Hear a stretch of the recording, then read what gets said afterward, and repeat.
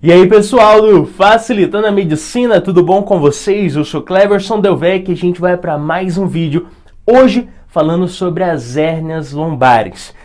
Eu convido você a participar aqui da comunidade, que é muito simples, só clicar nesse botãozinho vermelhinho, escrito inscrever-se aí embaixo do vídeo, clicou ali você já faz parte aqui. De segunda a sexta, sempre temos vídeos novos referente à área da saúde e você inscrito não perde nenhum conteúdo. Tá convidado, se inscreve e vamos logo ao que interessa, né? Hérnia lombar. O que a gente pode falar sobre isso? Bom, quando a gente fala de hérnia lombar, muita gente pensa de coluna. E não, pessoal. Coluna aqui a gente não está falando de hérnia de disco, muito conhecida como hérnia de disco. Não, nós temos um vídeo já, vou deixar o link aqui na descrição se você quiser assistir, mas não é sobre isso. Quando nós falamos de hérnia lombar, estamos falando da parede, né, posterior abdominal.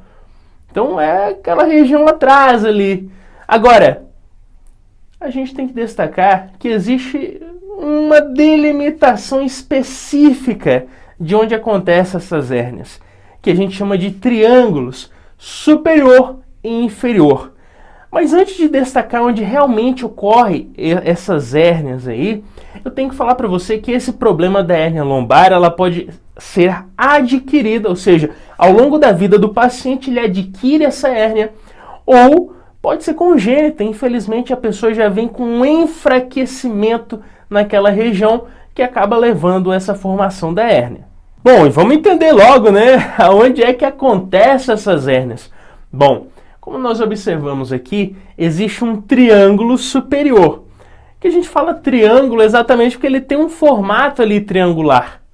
Agora, existe uma delimitação, que nós falamos, esse triângulo superior, onde acontece essa hérnia, que a gente chama de triângulo de Greenfield. Basicamente, ele tem, delimitando ali a 12ª costela, ele tem a parte do músculo quadrado lombar e também do oblíquo interno. Então, essas estruturas delimitam esse triângulo. E é exatamente nesse triângulo aí que acaba formando essa hérnia. Isso na porção mais superior, triângulo superior ou de Greenfield. Existe uma outra região ali posterior, abdominal, né, que a gente destaca que é o triângulo inferior ou de Petit. Beleza? Então, ó, tem o triângulo superior, que é onde pode acontecer essa hérnia lombar, e esse triângulo inferior, que a gente chama de Petit. E ele é delimitado pela crista ilíaca, né, essa parte do osso. Tem também ali o nosso músculo, que é o latíssimo do dorso, e ainda a presença do oblíquo externo. Então, existem delimitações que acabam formando triângulos, né, tanto o triângulo superior e inferior, onde realmente ocorre a protusão dessa hérnia. Belezinha? Exatamente nessa região posterior que a gente está vendo aí. Belezinha? Sem dificuldade. Agora, por que acontece essa hérnia? É simples.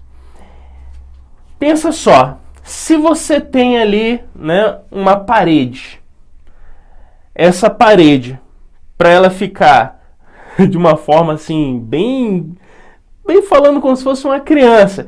Se uma parede, ela, na hora de construir, ela fica barriguda, né? O pedreiro talvez é amador, né? O que acontece? Para que faz essa parede ficar barriguda ali? Pode ser uma falta de desalinhamento ou uma fragilidade, né? Não botou uma massa bem resistente, não fez um alinhamento adequado, né? Então a parede fica meio abaulada. E puxando essa analogia aí para essa situação aqui, o que a gente pode dizer? Existe uma fragilidade dessas regiões que a gente viu aqui, tanto daquela região do triângulo superior como do inferior, o triângulo de Greenfield e de Petit. E eu digo para você que essa fragilidade seria das fáscias que estão ali recobrindo essas regiões. E pensa só, se essas fáscias são o que dão ali sustentação, que dão ali resistência, consistência, Se elas estão enfraquecidas, qualquer pressão que vem de dentro do corpo para fora, o que acontece? Acaba protuindo, acaba tendo uma protusão de um conteúdo. E é exatamente o que acontece nessas hérnias. Ou seja, tanto nesse triângulo superior que a gente falou, como no inferior, o que vai acontecer? Uma fragilidade das faces. Acaba protuindo ali um conteúdo, principalmente, pode ser de gordura, e forma um saco herniário, né? Um saco herniário ali. E óbvio, pessoal, nessa situação desses tipos de paciente, ele muitas vezes é raro ter complicações. Por quê? Porque às vezes ele consegue colocar para dentro ali de volta, né? Empurra para dentro, mas pensa só. O que você acha? Né? Um quadro clínico que a gente pode dizer aqui de sintomas. O paciente vai sentir dor. Pensa só, se tem algo ali protuindo de você. Cara, isso é horrível, né? A pessoa sente dor, desconforto, é o principal quadro, né? No caso dessa pessoa. Mas é raro ela ter complicações, principalmente por encarceramento, estrangulamento. Muitas vezes as pessoas que têm esse tipo de hérnia fazem a cirurgia. Para quê? Mas por algo estético. Mas claro, também por qualidade de vida. Ninguém quer ter aquele desconforto.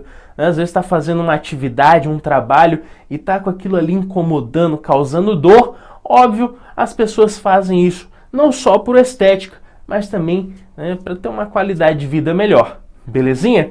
Outro ponto que eu tenho que te destacar é que esse triângulo que a gente falou, né, que é onde delimita onde acontece essa hérnia, basicamente o triângulo superior, ou de Greenfield, ele é maior. E o de Petit, que é o inferior, ele é um pouquinho menor. Aí para você falar, poxa, como que eu vou lembrar então? Pensa só, o triângulo de Petit, ele é o quê? Petit lembra o quê? Pequeno, petit, petit lá do francês, petit, né? Petit gâteau não tem nada a ver, mas petit, pequeno. O superior é de Greenfield, grande Greenfield. Uma viajada aí, mas às vezes você consegue lembrar. Então o triângulo superior, ele é maior e o inferior é menor. Beleza? Então, ó, nós vimos o que aqui? Até agora. O que é essa hérnia? Uma protusão por uma fragilidade. Vimos onde acontece essa região posterior abdominal, nesses triângulos, onde tem a delimitação de cada um deles. Vimos o sintoma. O que o paciente sente? Dor, desconforto. O diagnóstico é simples, né, pessoal? Se você chega numa situação como essa, num clínico, né, um médico ali, claramente ele vai ver aquela protusão que é óbvio que é uma hérnia. Né, aquele saco herniário, paciente reclamando de dor e desconforto. Agora, o que falta a gente entender aqui? O tratamento.